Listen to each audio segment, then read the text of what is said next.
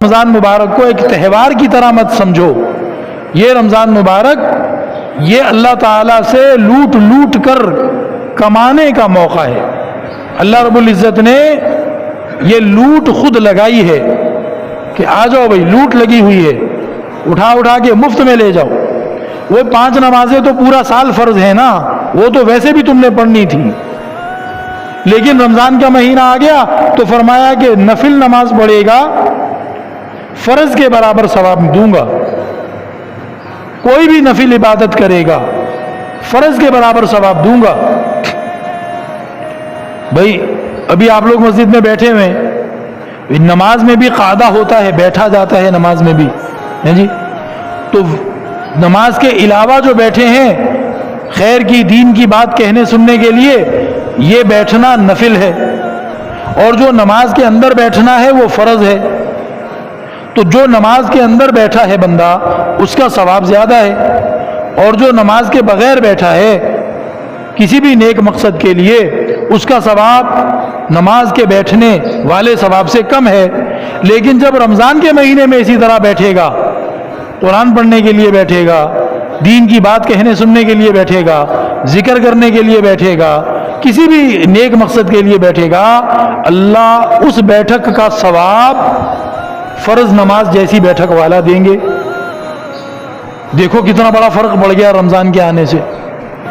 اور فرمایا کہ جو رمضان کے مہینے میں ایک فرض عبادت کرے، کوئی بھی فرض کام، زکوٰۃ ادا کرنا فرض ہے جناب، 5 نمازیں پڑھنا فرض ہے، اور جو بھی فرض کام ہے، گناہ سے بچنا فرض ہے، گناہ سے بچنا فرض ہے.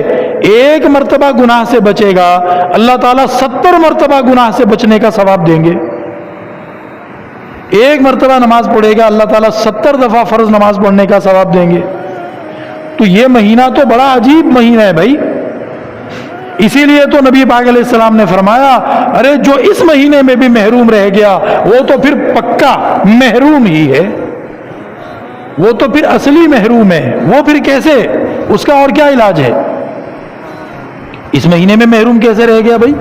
یہ مہینہ تو اللہ رب العزت بس دے ہی رہے ہیں.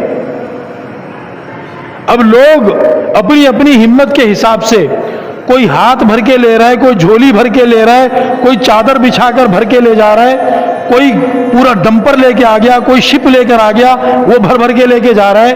اب اگر کوئی بدبخت منہ ہی دوسری طرف کر کے چل پڑا، اس نے لینے والوں کی لائن میں لگنا پسند ہی نہیں کیا، پھر وہ کہتے ہیں جی مجھے تو ملا نہیں. تو اب یہ تو اس کا اپنا قصور ہے نا. تو رمضان کے مہینے کو کمائی کا ذریعہ، یعنی اپنے اجر و ثواب کو کمانا، اللہ کی خوشی اور خوشنودی کو کمانا، اور اپنے گناہوں سے معافی کو کما کر حاصل کرنا، اس کے لیے ہم نے رمضان کو فوکس کر کے اور یعنی ایم کر کے اور نشانہ باندھ کر ہم نے رمضان سے یہ فائدہ اٹھانا ہے انشاءاللہ.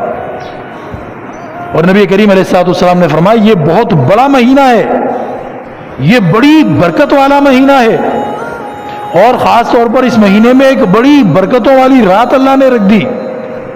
اور اس ایک رات میں اگر تمہیں اللہ کا نام لینا نصیب ہو جائے، اللہ کے سامنے ہاتھ اٹھا کر دعا مانگنا نصیب ہو جائے، اللہ کی بارگاہ میں نماز کی ہاتھ باندھ کر کھڑے رہنا نصیب ہو جائے، تو 1000 سال کی 1000 مہینے کی مسلسل عبادت سے زیادہ بہتر